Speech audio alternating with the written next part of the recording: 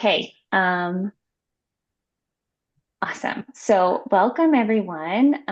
We're really excited to be hosting this event for our Sunday subscribers today with our partner Pollinator Partnership. So really excited for the number of folks that signed up and showed interest in this topic. And we have a lot of great stuff prepped for you today. To start, I'm just going to share a little bit about myself and introduce our wonderful host for this webinar, Sara Wittenberg.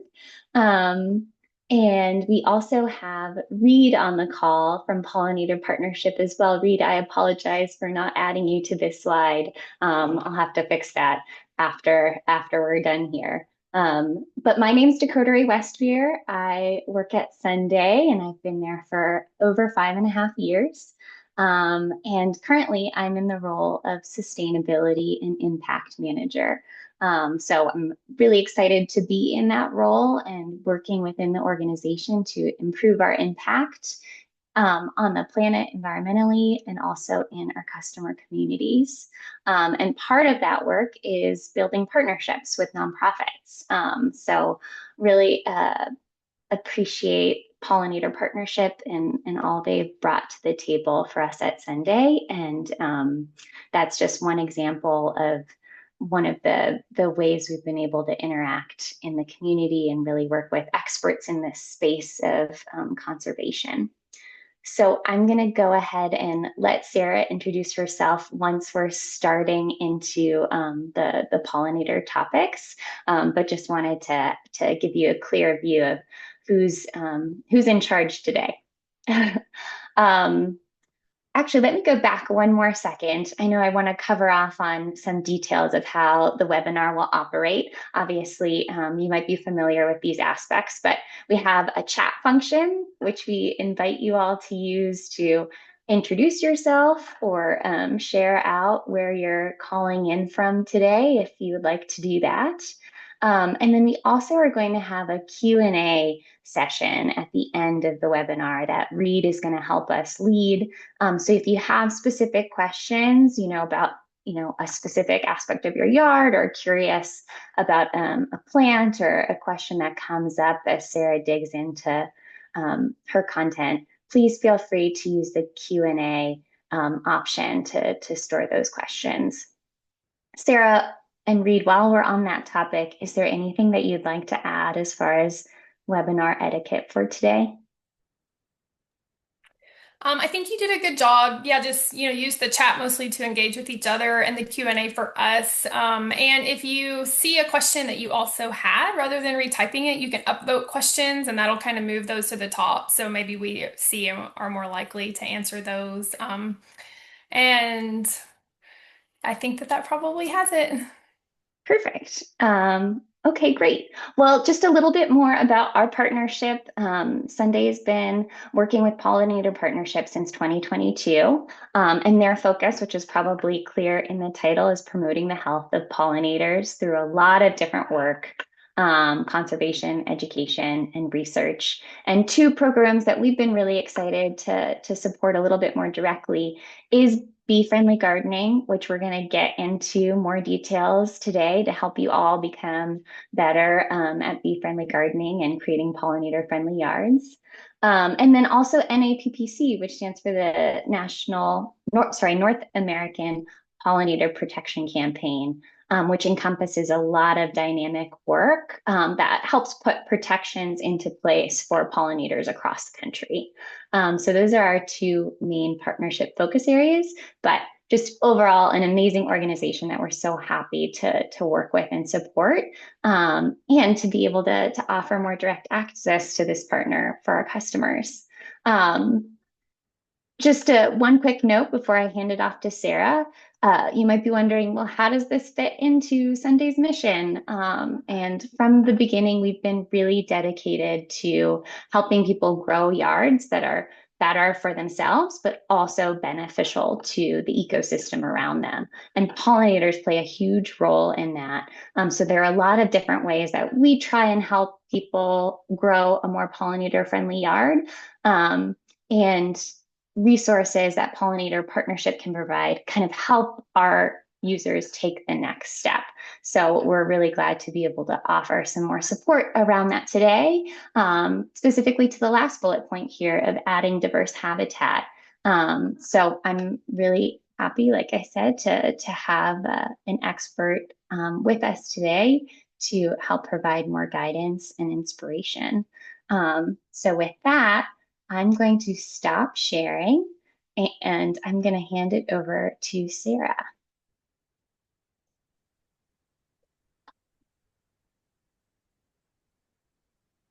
Okay. Can everybody see my screen okay? Looks good. Thanks, Reed. Well, thank you so much for being here with us today. Dakota Ray did a great job of introducing me. I'm the Bee Friendly Gardening Manager for Pollinator Partnership, and I'm coming to you from Arkansas today. And we do just want to thank Sunday for hosting us and giving us this platform to be here with you today and teach you all about pollinators. So I'm going to be talking primarily about how to design a bee-friendly garden and the different components of good pollinator habitat. But first, I want to tell you a little bit about Pollinator Partnership, my organization. We're the largest conservation organization in the world dedicated exclusively to the health of pollinators. And our mission is to promote the health of pollinators, critical to food and ecosystems, through conservation, education, and research. So, why should we care about pollinators? There are a myriad of reasons, but we need them to help us make food. They are food for other species. They provide ecosystem services by supporting plant reproduction. They are an integral part of our planet's biodiversity. And frankly, they make the world more beautiful and more interesting. So we're going to talk a little bit today about who are the pollinators. You can't see, but I wore my pollinator shirt from 2021. We have a t-shirt every year. Oh, and by the way, happy Pollinator Week. We're right smack in the middle of Pollinator Week. And so we have our new t-shirt that you can go and get if you want your very own on our website. But who are the pollinators? So pollinators can be any animal that moves pollen. So they're an incredibly diverse group. They are, the things that we typically think of, bees and butterflies and moths. Of course, hummingbirds, depending on where you live in the eastern US, we have ruby-throated hummingbirds, and in the western US, you have a lot more species of hummingbirds than we typically get here. But there's all sorts of insects, from beetles to mosquitoes, and we found pretty much every animal group is represented with some sort of pollinator. Mammals, of course, we have bats and honey possums, even lizards, and the list goes on and on. So really just an incredibly diverse group. Bees are our most efficient pollinators. There are over 20,000 species of bees, 4,000 species native to North America. And as you can see in this poster, they come in a really diverse, array of sizes and shapes and colors. So really incredible group. But what we're a little bit concerned about and what I want to talk to you today about what we can do to help is why our pollinators are in trouble. So there are really five big culprits, and we're going to focus primarily on one of them today, which is habitat loss, but we also need to be aware of some of the others, which are invasive species, pesticide misuse, parasites and disease, and climate change. But like I said, we're going to focus today on habitat loss because this is something that we can all do something about in our very own backyards or in places that we have influence over. We can all create habitat. So we're going to talk about the good components of habitat, and there are really three things that I want all of you to focus on. Food and floral resources is the first one that we're going to go through. Then we're going to talk a little bit about nesting habitat, and finally, protection from pesticides. So, the first thing that we're going to talk about is one of the primary components of habitat that you need to consider when you're installing it in your spaces are food and floral resources. So make sure that you're going to incorporate pollinator-friendly plants. And these can be trees. Early blooming trees are really, really important to pollinators in the spring. It's some of their first food resources. Shrubs, forbs and wildflowers, and grasses. So the more diversity that you have in what you're providing, the better.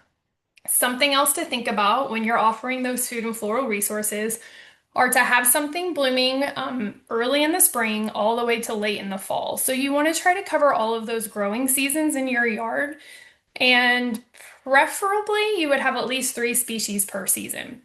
So three spring, three summer, and three fall blooming species at minimum. And we have some resources if you're wondering, where do I start with that? We have some resources to help you do that at our website.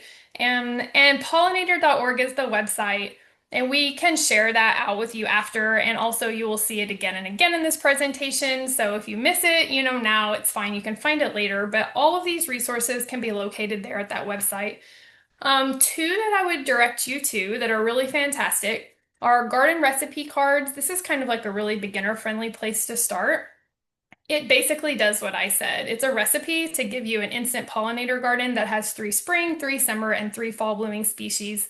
And they're by region, so you'll find the region that you live in. Now, if you want to go a little bit farther, maybe you already have a garden, maybe you want to kind of supplement an area that you already have, I would direct you to our eco-regional planting guides. These are zip code locator guides that'll give you a much more comprehensive list of plants that would be appropriate to plant in the region in which you live. So things to think about when you're choosing species to add to your garden. I already mentioned that you want to offer a diversity, but you want to have, all different floral shapes, colors, sizes, and heights. And by doing this, you're appealing to different species of pollinators. Um, so there's something called pollinator syndromes, where, different pollinators evolved with different plants, and so they have different feeding styles. So by providing a plethora of plants that have all of these different characteristics, you're going to be appealing to many more species of pollinators in your space. Something else to think about is to offer host plants. So for that larval stage of lepidopterans, butterflies and moths, they're going to lay their eggs typically on a pretty narrow family or genera of plants. And that is what their larvae are going to eat. So you want to try to also include these host plants in your space so that you have something for the caterpillars of these butterflies and moths to find a food source. Okay, so we're switch gears a little bit and we'll talk about nesting or egg laying and overwintering habitat, which is also super important to include in your space. Of our native bees, about 70% of them nest under the ground. So they need to be able to find bare patches of soil so that they can access beneath the ground surface. So something that you can do, is be cautious in what you're putting in your space. So if you put, that fabric ground cloth all over the place, they're not going to be able to dig through that. If you mulch really, really thickly and heavily, they're going to have a hard time accessing the ground. So you can leave bare spots of soil. You can include some native clumping like bunch grasses in your space. What that does is it creates these kind of bare ground interfaces between the plant and the soil, and that creates perfect entry holes for bees, which often use abandoned rodent burrows, and that also attracts them to those areas. So again, of our native bees, about 30% of them are cavity or stem nesting bees. So you can also include elements in your garden that's going to appeal to those species. So leaving dead and downed wood so that you have woody debris in your yard is a great way to attract these animals to have nesting space in your yard. If you have, like a log that you might let lie in your yard, then beetles are going to go in there and excavate, and those excavation holes that the beetles leave are perfect entry points for some of these insects, these bees, to be able to go in and form their nests inside of that rotting wood. So don't be so apt to clear everything up and clear it out because this creates really good habitat. Pithy stems are really important, as you can see in that photo there in the center, because the bees go out and they excavate that pith out, or hollow stems, and those are perfect spaces for them to lay their eggs. Moist soil and leaves are really good substrate for them to use to build those nests because they use those to create the individual cells and to line their nests as they enter, say those hollow stems. So many of our lepidopterans, again, you hear that word, overwinter in leaf litter. So that's where you hear the catchy term, leave your leaves, right? Because if you clear all of those leaves away, then they don't have that insulating layer that provides a spot for them to survive our harsh winters. So you want to do things like leave leaf litter in your yard to provide protection. And then again, you have that host plant pop up again because that's where the lepidopterans are going to be able to lay their eggs and complete their life cycles. So perhaps the most well-known host plant relationship is that of the milkweed and the monarch butterfly. Monarch caterpillars are specialists and they will only eat milkweed. So this is something that we can all do to help monarchs is we can plant milkweed in our spaces for them. Here is a map showing the monarch butterfly's migration flyway. So depending on where you live, there's a pretty good chance that you might live in the path of the monarch flyway, and therefore you can do something to help by planting milkweed. So there are about 120 species of milkweed across the US. So again, just you can use those resources that I shared with you earlier, or just research what is native to where you live. Um, but this is important because monarch populations have declined by about 90% over the last 20 years. Okay, so I've given you kind of an overview of pollinators, the threats facing pollinators, and what, we can and should be doing to help pollinators. So now we're going to switch gears a little bit, and we're going to dive right into, like how are we going to go about doing this? So I'm going to try to give you the tools to go out and create your own bee-friendly garden, in your own space or spaces. So the very first thing to think about is your site. Where are you going to place this new habitat? Or again, maybe you already have habitat and you're expanding, um, in which case you're a little bit more experienced, but it's always good to do more. So the thing that I will really stress here is that site preparation is so important. You don't want to skimp on this stage, because you'll regret it later and you'll spend a lot of time trying to, fight weeds and undo things that if you would have done them up front, it's going to make your job a lot easier. So you really want to remove sod, remove the invasive grasses, anything invasive, anything non-desirable. You want to kind of get that out of your space so that you have a clean blank canvas before you start putting what you do want in so that they can really thrive. So it is important to have bare dirt for seed to soil contact in order to have successful germination if you're going to go the seed route. Of course, if you're there's pros and cons to seeds versus plants or plugs. If you're gonna go the plant or plug route, it's not quite so important to get that seed to soil contact, but again, you don't want your space overtaken with the things that you don't want in it. So now's the time to really kind of stomp all that out and get rid of it before you start. So make sure that you give proper consideration to your site prep before you do, the fun part. If you plan to utilize raised beds or containers, then have those built, prepped, filled with soil, and ready. And finally, it may seem obvious, but sometimes, especially if you're working in a more kind of community garden space, it's easy to forget or overlook until you're in the thick of it. Oh, like, do I have access to water? Is it easily accessible and can I get it to my site? Because that's going to be really important, not so much down the road, but definitely in the establishment phase. Okay, so um, you may have heard the term cues to care. Basically, it's important when you're creating these more naturalized spaces that you show intentionality. So cues to care are things that you can incorporate into your space to show that this space is very intentional, this is planned, um, and it, especially for passersby and neighbors, it just conveys to them that this isn't a neglected space. This is a very intentional pollinator garden. And so some things that you can do is you can incorporate the use of stepping stones and walking paths. You can use borders, you can use edging to make that space look intentional. You probably want to give a little bit of thought to your layout before you get started.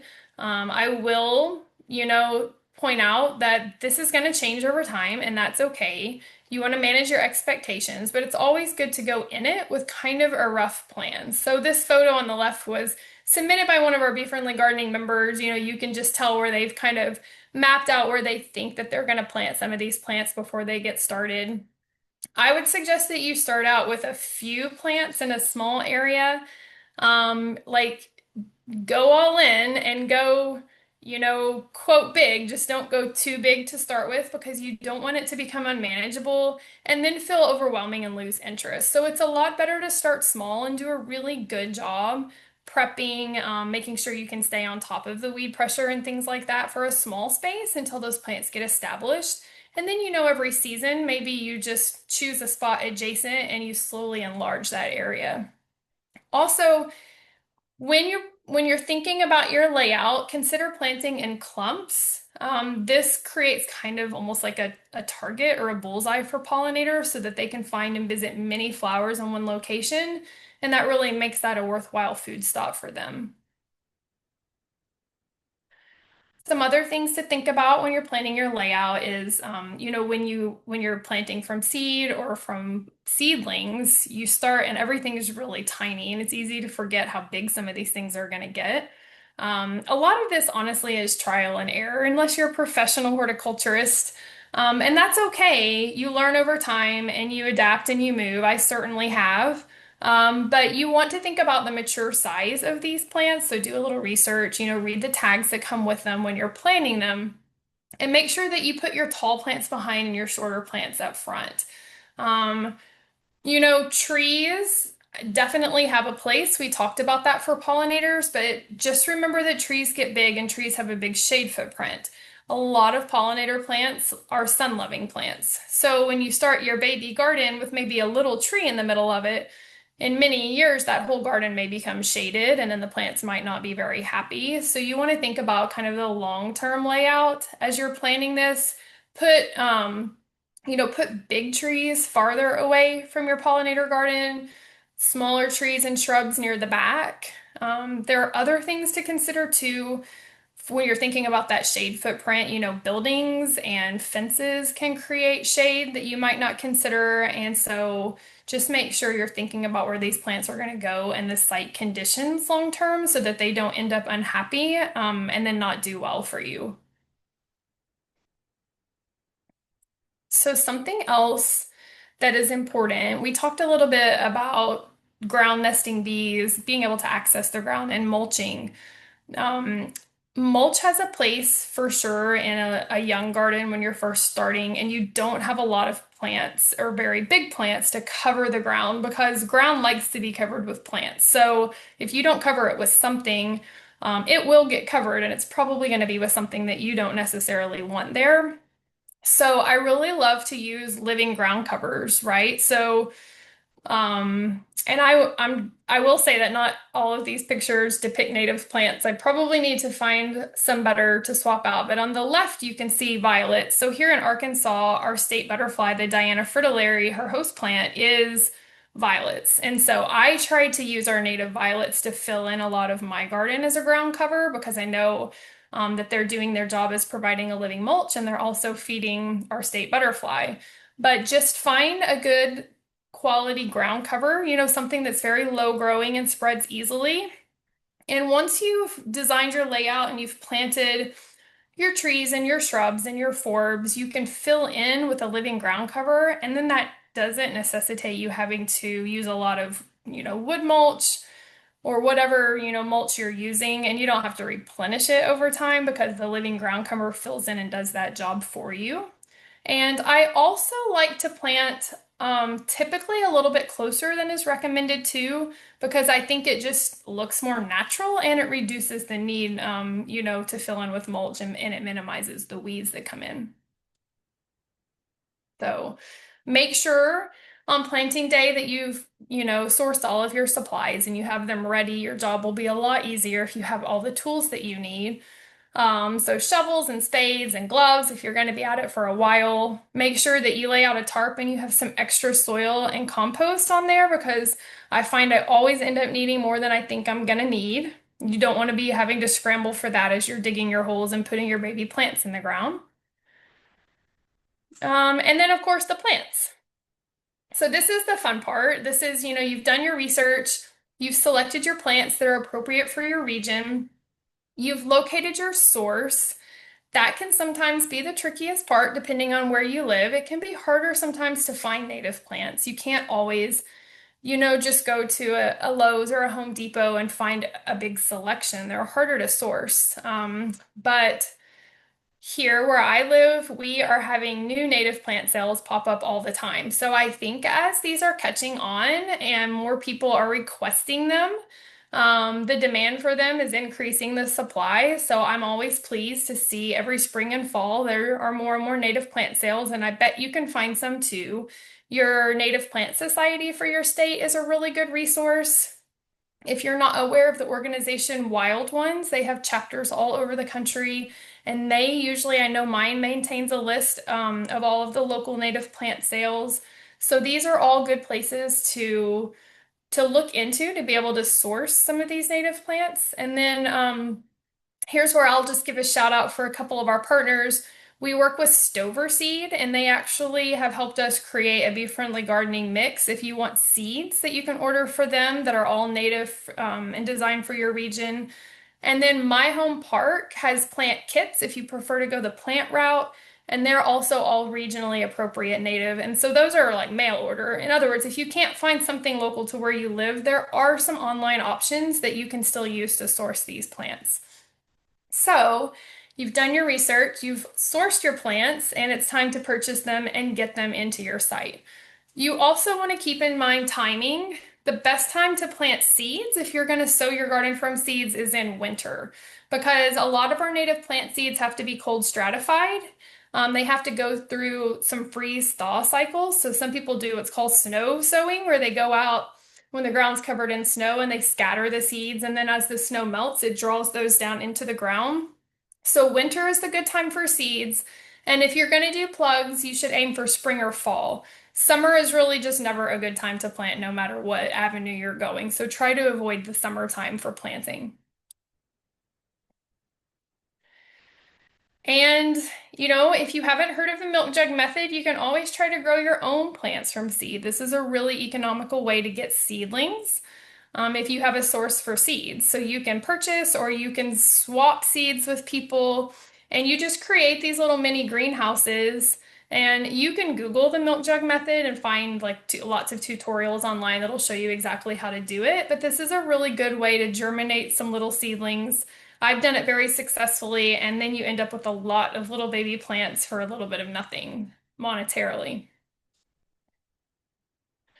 Okay, so once you have your plants, I would actually, even though you may have kind of rough mapped out your garden like we talked about, I would actually sit them out exactly where you want them so you can visualize what this is going to look like. You can rearrange them before you start digging your holes. You can take into account those earlier considerations on, height and spacing and get them kind of just how you want them to be. And then you can dig your holes. You can sit your pot in, make sure that your hole is big enough. If the plant is root bound at all, you want to kind of gently shake and separate out those roots. It will help them once you put them in the ground.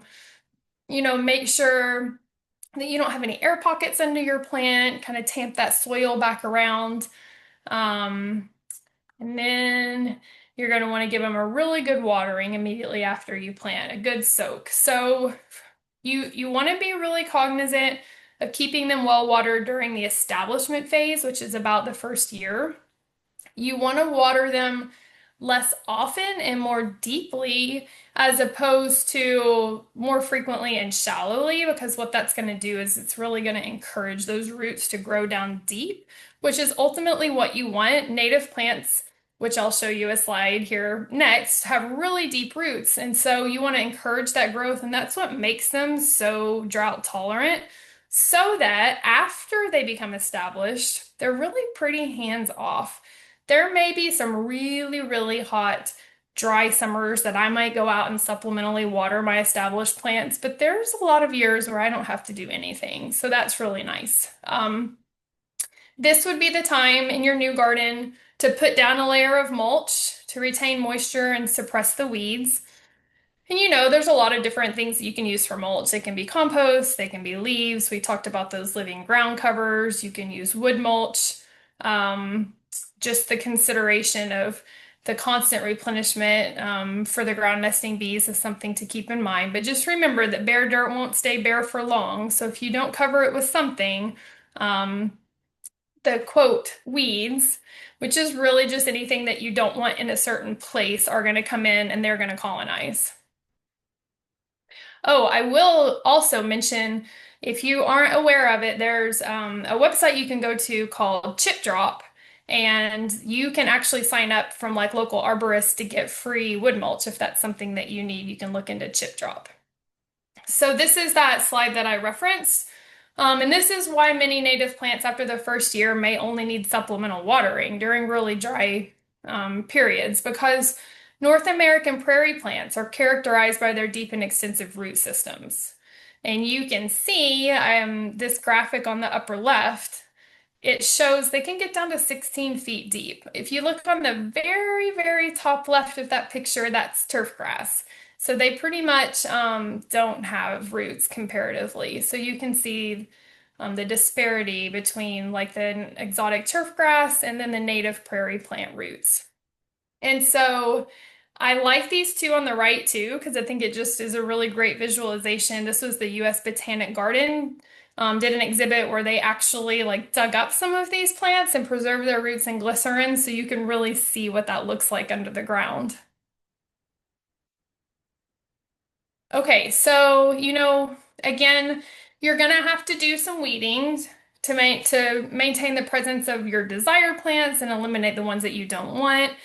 If you do it often, it's really just some light cultivation, on the surface to pull out those little weed seedlings that are popping up.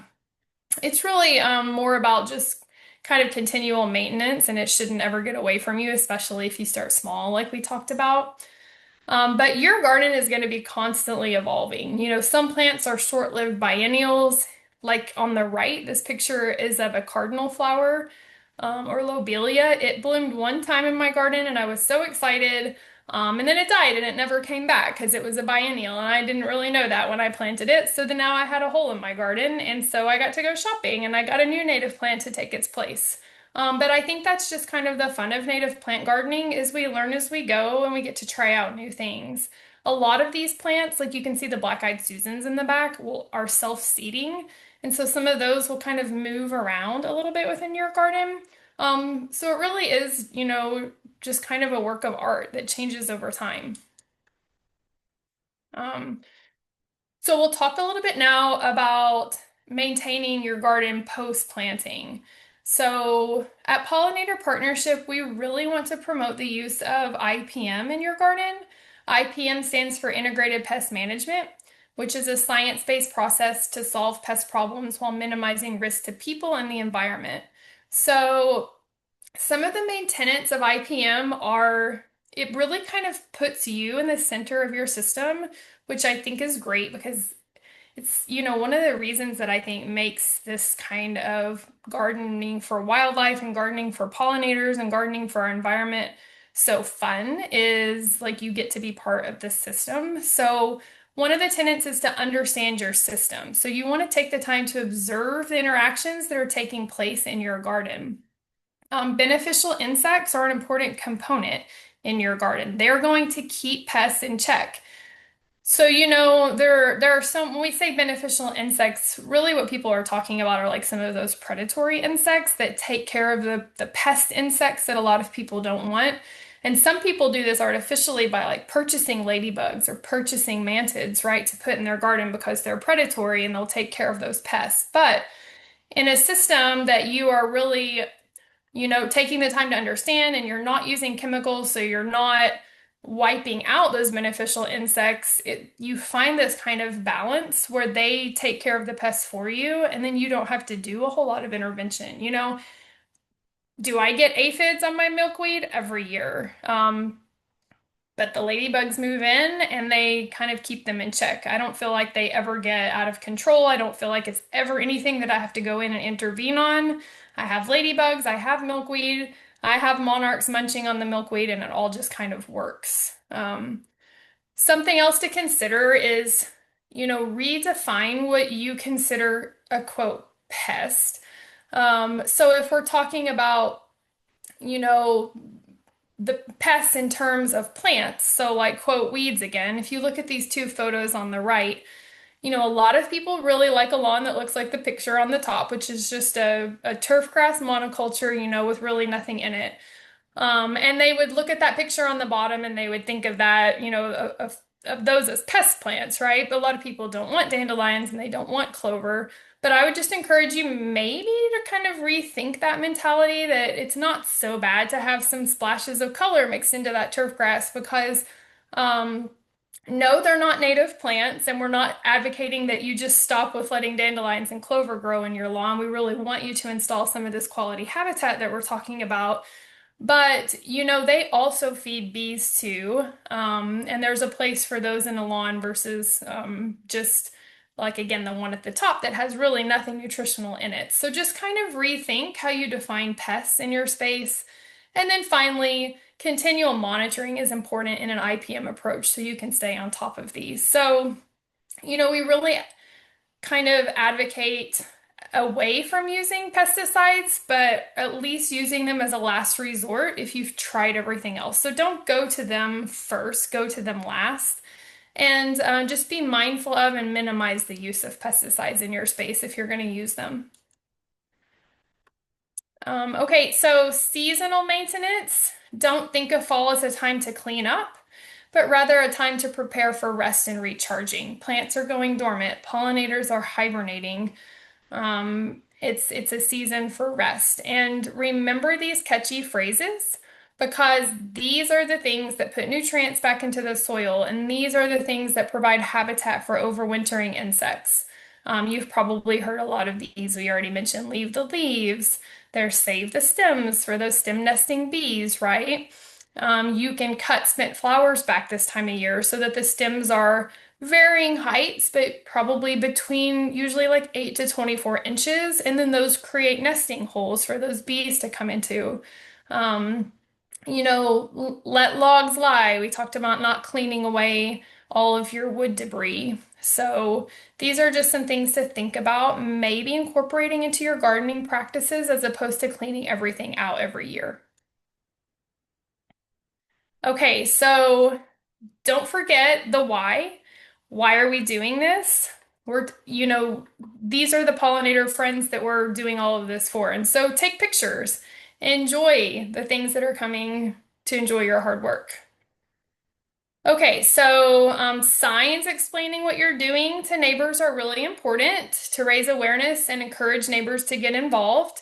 And we have our Bee Friendly Gardening sign, and you can see this is one of our members created this incredible sign on the right. I think she's collecting signs from everybody that does certifications, so I thought that that was really neat, that display that she created. So I am gonna kind of pick up the pace here and go pretty quickly for the rest of the time. It's more for the visual aspect and the information. But these are just some pictures of my own yard. I don't live at this house anymore, but when we moved in, it was a pretty, my husband called it a cookie cutter house and a cookie cutter neighborhood. It was a tiny yard.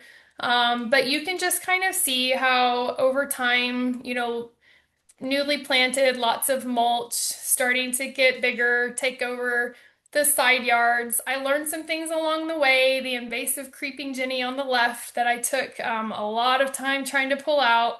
Never did get it all. But a lot of the plants really tall and flopped over the path. My kids didn't like that. I would have moved those farther back.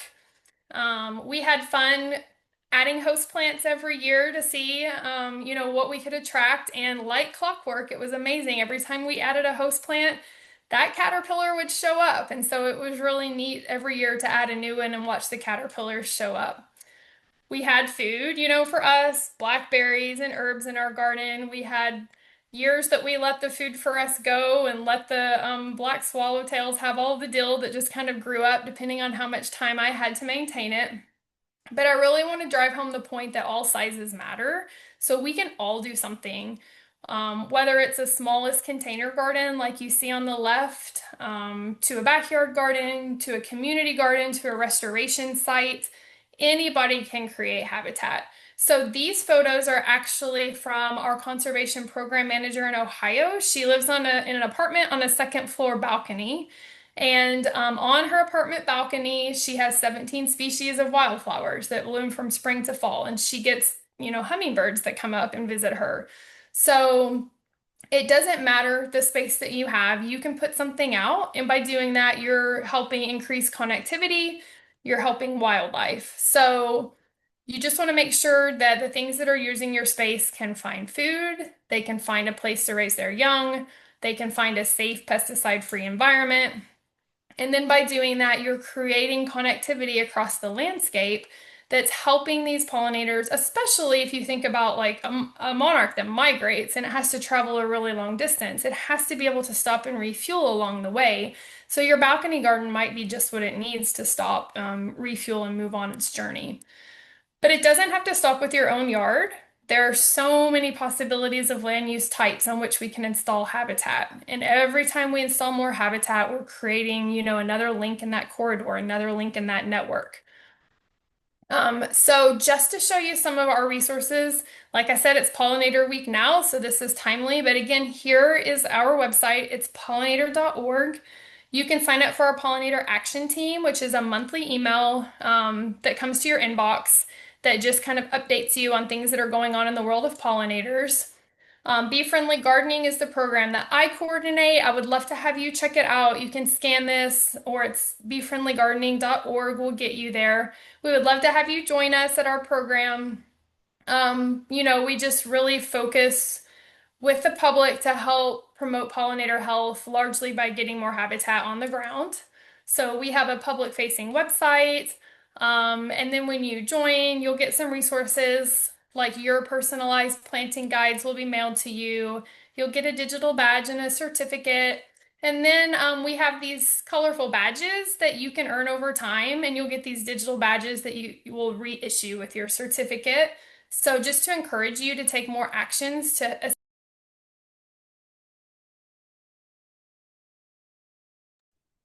Sarah, I think you might have gone on mute.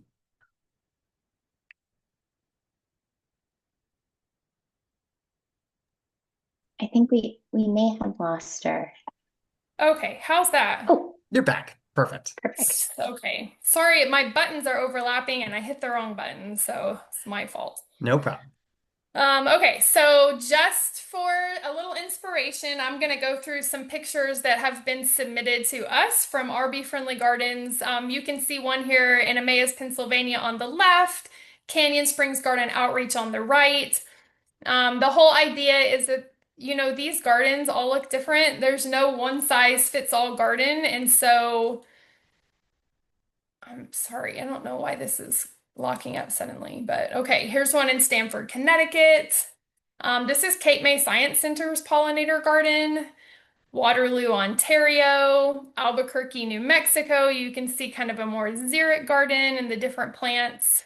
Ringo, New Jersey. This was a garden here in Arkansas, and so many beautiful colors here in these gardens. Here we have some monarchs in different settings on a milkweed pot on the left and nectaring on flowers on the right. There's a lot of purple in this garden. You can see the metallic sweat bee on the aster, the pollen-covered bee on the echinacea, and a pipevine swallowtail on liatris. Here we have a swallowtail butterfly on the left and a bumblebee gathering pollen from an aster on the right. You can see that full pollen basket on its hind leg there. And finally, I love this photo of this adorable bee clinging to a stem. And I will end my photo share with that. And I just want to end by highlighting that conserving native bees and other pollinators by creating habitat does a lot more than just support bees. These habitats have many other values, as you can see outlined here on one of our previous posters. Pollinator habitat provides water filtration, carbon sequestration, support for biodiversity. We derive mental health benefits and other side benefits important to people and important to the planet. So with that, I am going to end and we can shift over to our Q&A. If you have questions that you're left with today that don't get answered or something that you just want to check in with, please feel free to email me. My email address there is sw@pollinator.org. Um, you can scan that QR code on the left if you want to get back to the Bee Friendly Gardening program and check it out. And if you want to leave any feedback on the presentation, definitely scan that code on the right. I love to get feedback so that I can improve going forward. And then most importantly, I'll just leave you again with our pollinator.org if you only remember one thing website, because you can pretty much find anything, me or my program or tons of other fantastic programs and resources just by going to that pollinator.org. So I will leave with that, and I am going to stop sharing well, maybe I'll leave it up there for just a minute in case anybody wants to record any of that. And I think we're going to turn this over to Reed now. And Reed, you can moderate our Q&A for us. Sure thing. Yeah, thanks. Thank you so much, Sarah, as always, for the incredibly informative and encouraging presentation. So I'll start off here with a question from Dina. Um, or sorry, Tina, my mistake. We have a huge backyard that contains a lot of deciduous trees. We don't remove, but rather mulch the leaves with the tractor element as large amounts fall. When do these bees need to have the leaves undisturbed? My husband does them as leaves drop. So, this is a question that does not, unfortunately, have just an easy answer.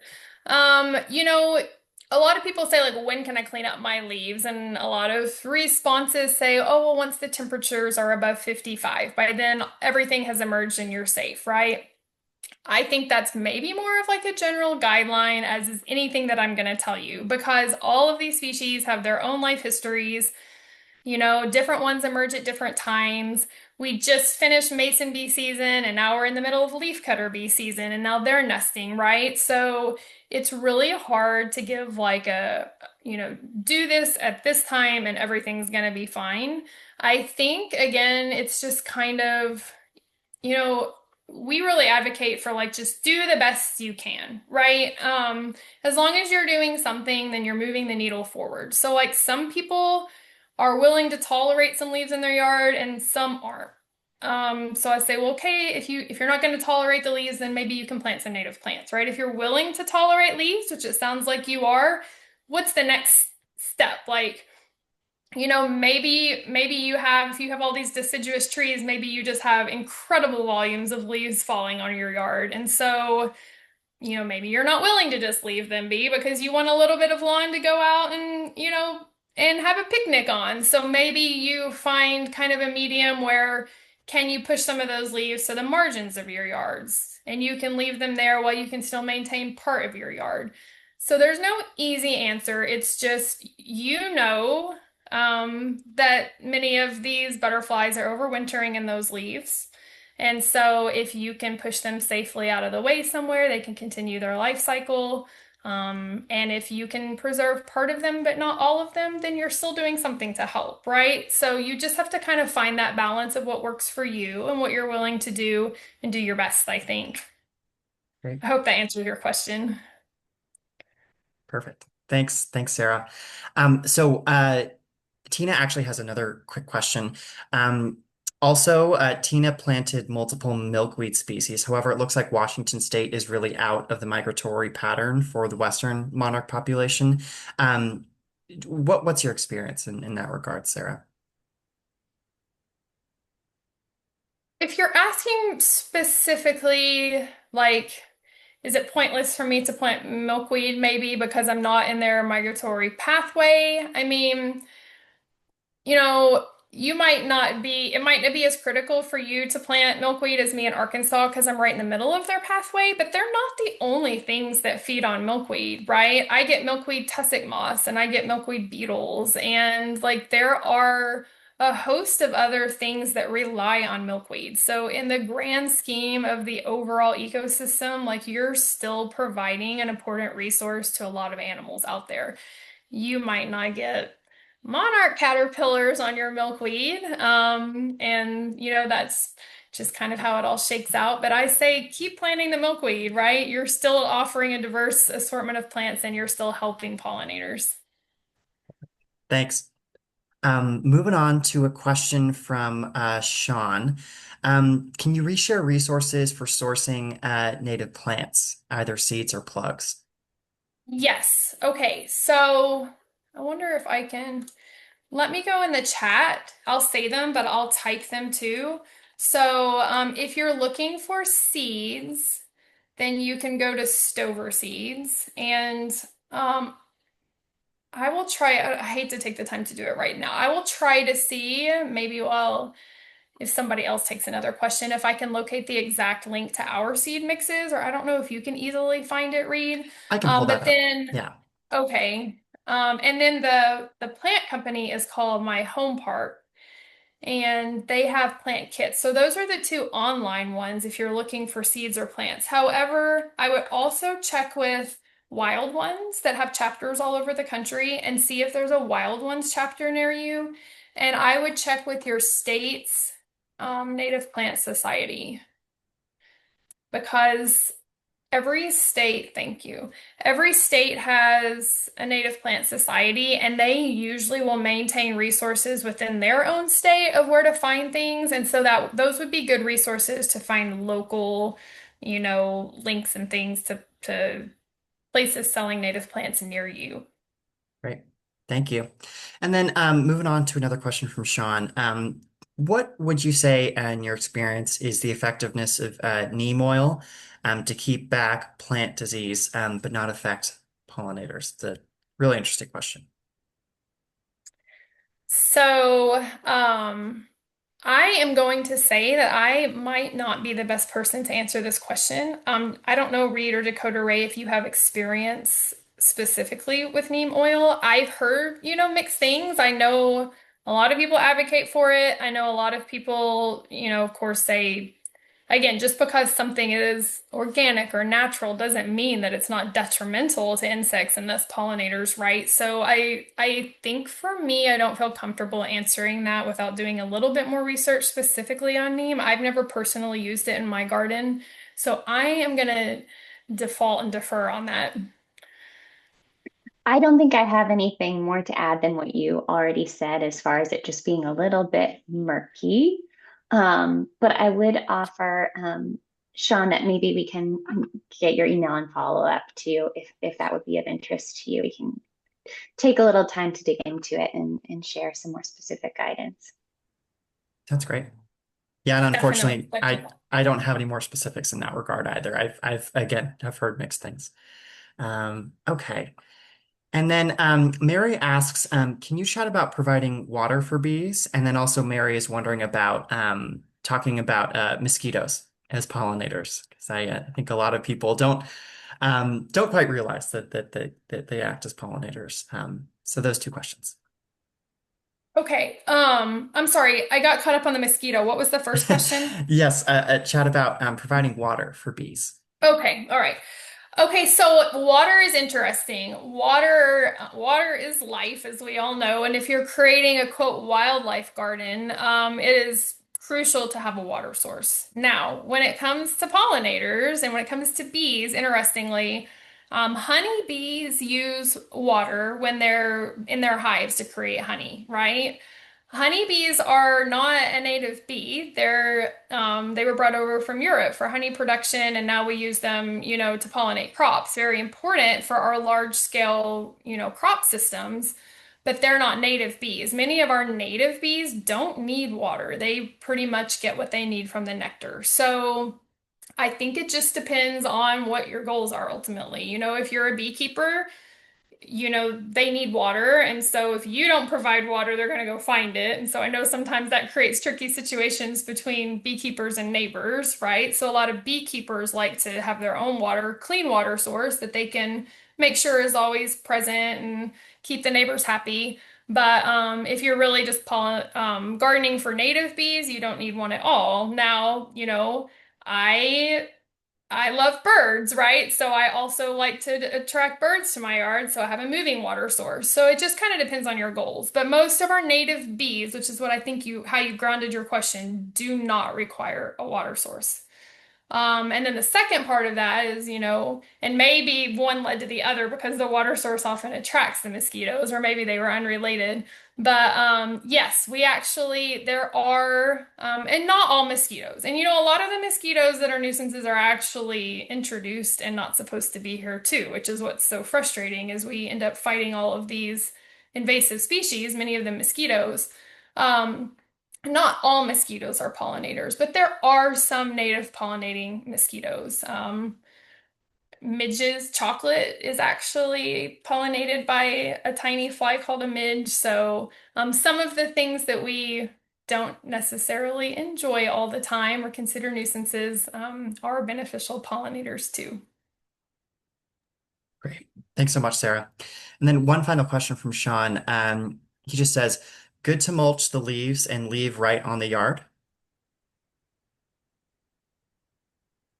Now, if you're mulching them, inevitably you're going to mulch up some pollinators. But again, if you're it's better than hauling them off. It's better than burning them or putting them out by the curb to go to the landfill, right? I mean, you might mulch up some, but you're also providing quality habitat for a lot more. So if that's how you're managing your leaves, I would say go for it.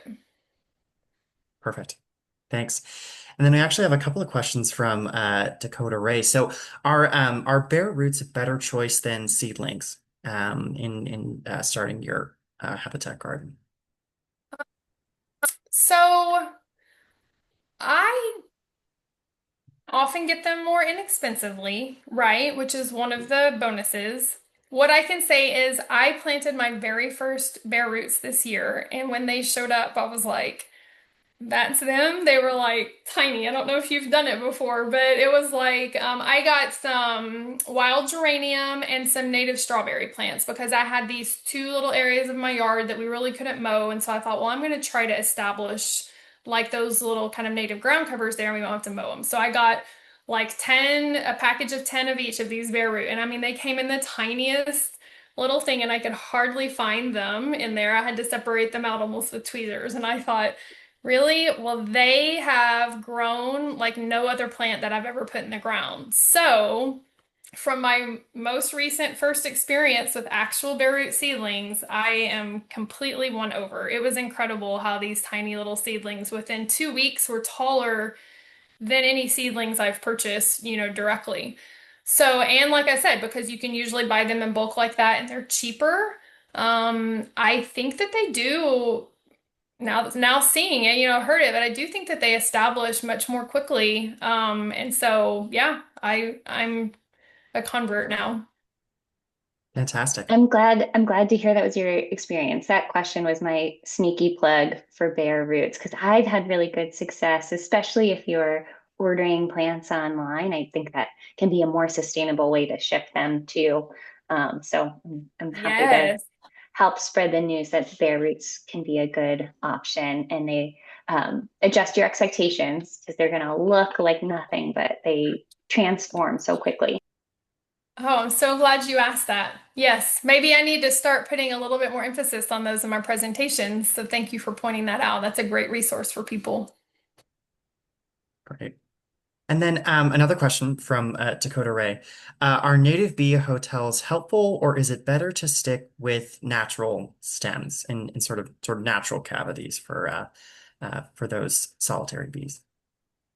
So I will always say go for the permanent natural habitat. I think it's better. I think they're more likely to use it just because there's a variety of it. I mean, by default, like if you've created the habitat and all you have to do is leave it or cut some stems down, and by doing that, they're going to have a variety of, diameter and hole size because they all use different stem sizes or types to choose from. Versus if you put out a bee hotel, they're always going to be like pretty uniform, the straws or whatever you're providing. And so I've had really mixed luck with my bee house, whether or not they actually stick around and use it.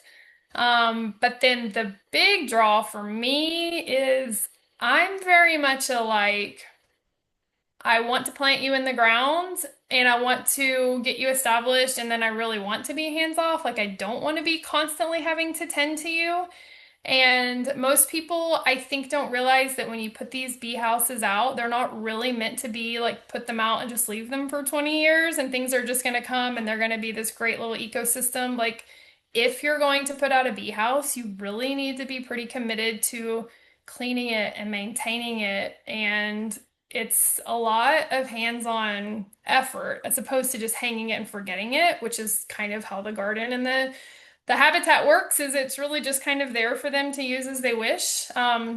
We do have a section on our under our resources called quick reference guides, and there is a guide in there on bee houses, and it kind of tells you how to do it properly if you want to do it.